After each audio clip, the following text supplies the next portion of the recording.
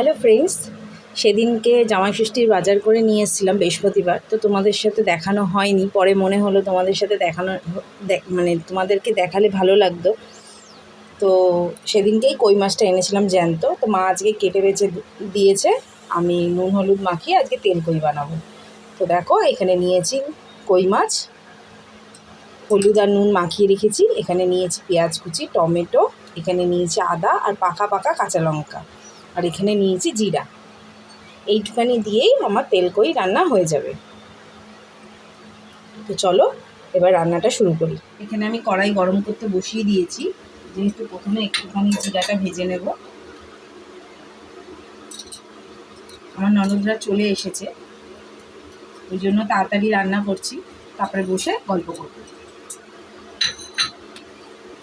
প্রথমে জিরাটা একটু হালকা করে ভেজে নেব।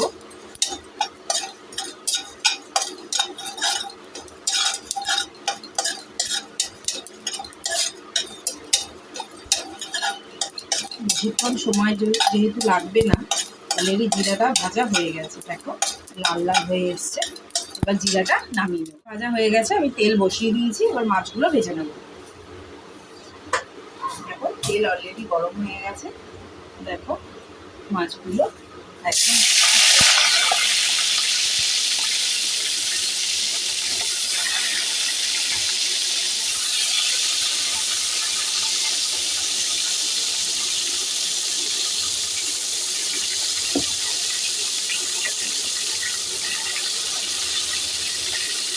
মাছগুলো একটু হয়ে গেলে আর একটু তুলতে দেবো। মাছগুলো ভেজে নিই, তারপর আবার রান্না দেবো। এগুলো ভেজে নিয়েছি সব, এবার ওই তেলের মধ্যে কালো জিরে দিই।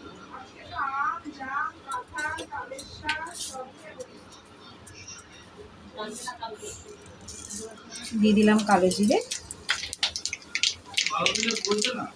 এবার দেবো পেঁয়াজ কুচি।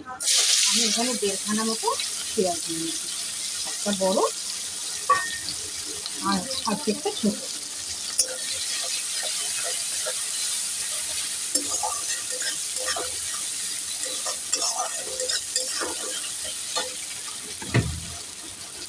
তেল করে তেলটা যেহেতু বেশি লাগে, তাই জন্য আরেকটু তেল দিয়ে দিলাম।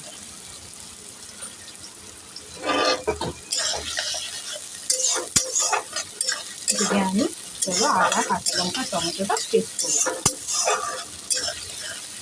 পেঁয়াজটা ততক্ষণে একটু লাল লাল, দেখো লাল লাল হয়ে ভাজা হয়ে গেছে। এরপর মশলাটা দিয়ে দেবো, আদা কাঁচা লঙ্কা আর টমেটোর পেস্টটা।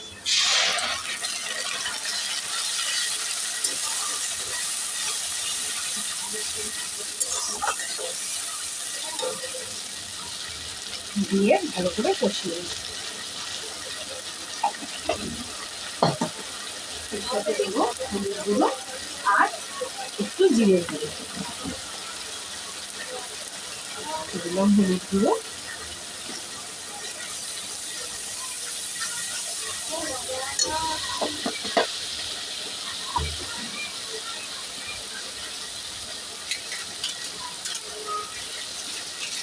আর দেবো জিরের গুঁড়ো।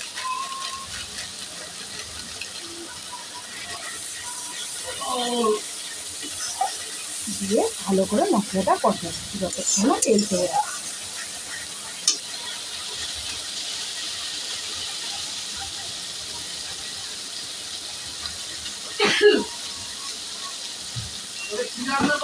এর মধ্যে দেবো অল্প একটু মিষ্টি,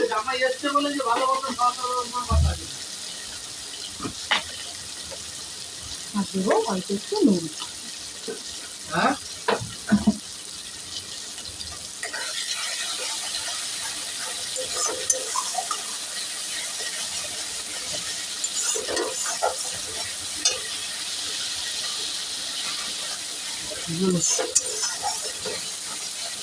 দিয়ে ভালো করে কষিয়ে নেব।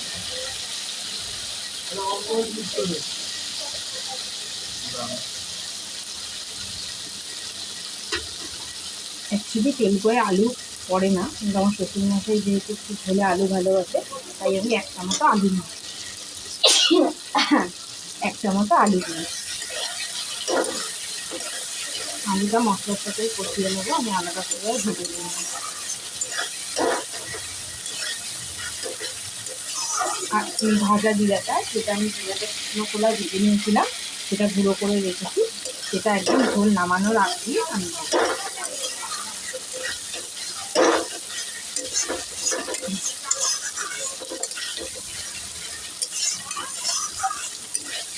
দেখো যতক্ষণ না মশলাটা ভালো করে কষানো হবে, তেল ছেড়ে আসছে, ততক্ষণ আমি মশলাটা ভালো করে কষিয়ে দেবো। আর এখানে মশলার বাটিটা দিয়ে জলটা রেখেছি, কষানো হলে তারপরে জলটা দিই। তেল করে রান্না করতে বেশিক্ষণ সময় লাগে না, এতে টেস্টটা খুব ভালো হয়।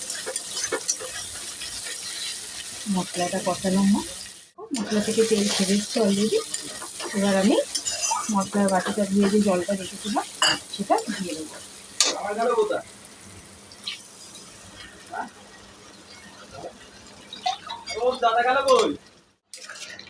মশলার বাটি দিয়ে জলটা দিয়ে দিয়েছি, বেশি জল দেবো না, যেহেতু এটা বেশি ঝোল হয় না, তাই অল্প করেই জল দেবো।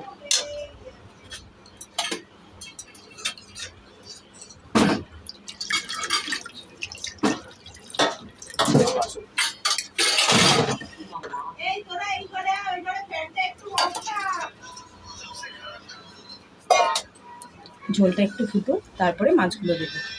দেখো ঝোলটা ফুটে গেছে, এবার মাছগুলো দিয়ে দেবো।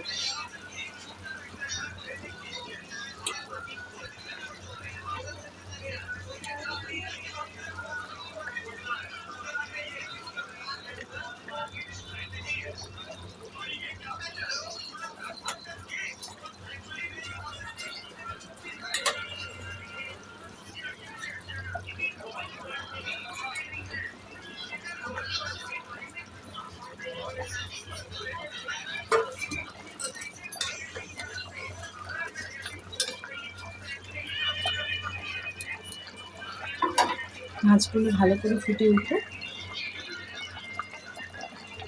তারপরে ভাজা জিরের গুঁড়োটা দিয়ে নামিয়ে দেবো, তাহলেই আমাদের তেলকই রেডি হয়ে যাবে। তোমরা দেখতেই পারলে কতটা সহজ পদ্ধতিতে আমি তেলকই রান্না করলাম। এইভাবে করে একদিন খেয়ে দেখবে, অস্বাভাবিক ভালো লাগে তেলকই। এই দিয়ে এক থালা ভাত অনায়াসে খাওয়া হয়ে যাবে। মাছটা অলরেডি হয়ে এসছে, এবার আমি ভাজা জিরের গুঁড়োটা দেবো, দিয়েই নামিয়ে দেবো।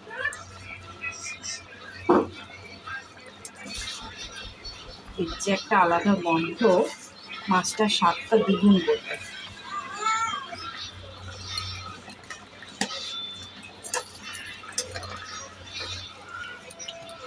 দিয়ে এবার আমি আর জাল দেবো না, এবার গ্যাসটা বন্ধ করব। আমাদের আমার রেসিপিটা কেমন লাগলো অবশ্যই আমাকে কমেন্টে জানিও, আর ভালো লাগলে চ্যানেলটিকে অবশ্যই সাবস্ক্রাইব করো। আমিও শেষ করে দিচ্ছি।